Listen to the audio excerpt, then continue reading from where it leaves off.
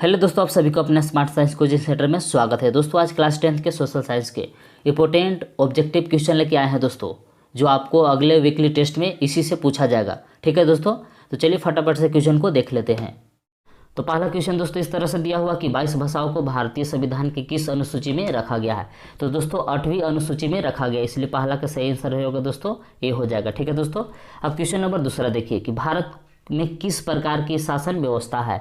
तो दोस्तों भारत में संघात्मक शासन व्यवस्था, इसलिए इसका सही आंसर हो जाएगा दोस्तों ए हो जाएगा। ठीक है दोस्तों, अब क्वेश्चन नंबर तीसरा देखिए दोस्तों।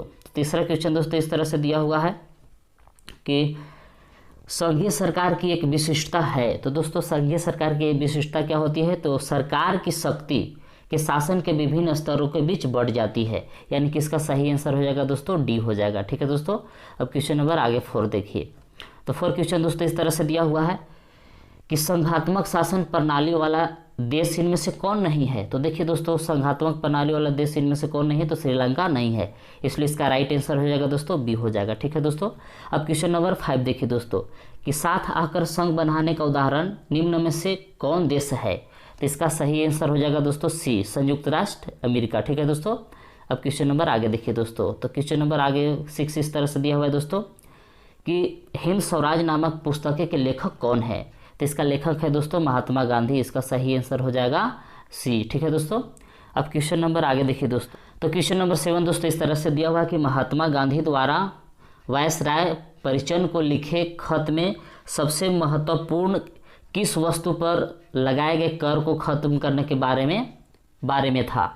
तो दोस्तों यह इसका सही आंसर हो जाएगा नमक के बारे में कहा गया था। ठीक है दोस्तों, अब क्वेश्चन नंबर आगे देखिए। तो 8वां क्वेश्चन दोस्तों इस तरह से दिया हुआ है कि जलियांवाला बाग मैदान में अमृतसर के गांव वाले किस मेले के शिरकत करने के लिए जमा हुए थे। तो दोस्तों बैसाखी मेला में जमा हुए थे, यानी कि इसका सही आंसर हो जाएगा दोस्तों ए हो जाएगा। ठीक है, अब क्वेश्चन नंबर आगे देखिए दोस्तों। तो 9 क्वेश्चन दोस्तों इस तरह से दिया हुआ है कि प्रथम विश्व युद्ध में रक्षा व्यय में भारी इजाफा होने के कारण खर्चे की भरपाई के लिए निम्न में से क्या किया गया।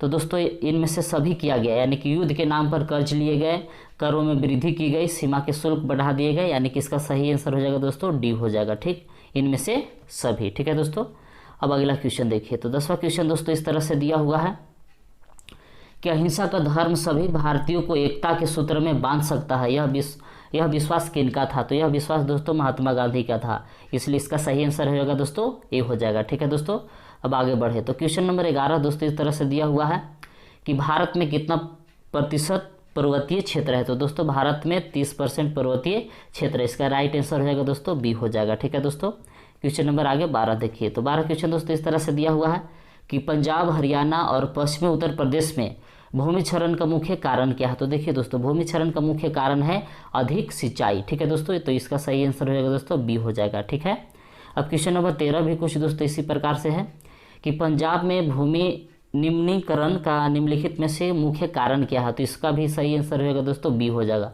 अधिक सिंचाई। ठीक है दोस्तों, अब क्वेश्चन नंबर आगे देखिए। तो क्वेश्चन नंबर 14 दोस्तों इस तरह से दिया हुआ है कि निम्नलिखित में से किस प्रांत में सीढ़ीदार खेती की जाती है। तो दोस्तों उत्तराखंड में सीढ़ीदार खेती की जाती है, छोटा छोटा क्यारी बनाकर दोस्तों।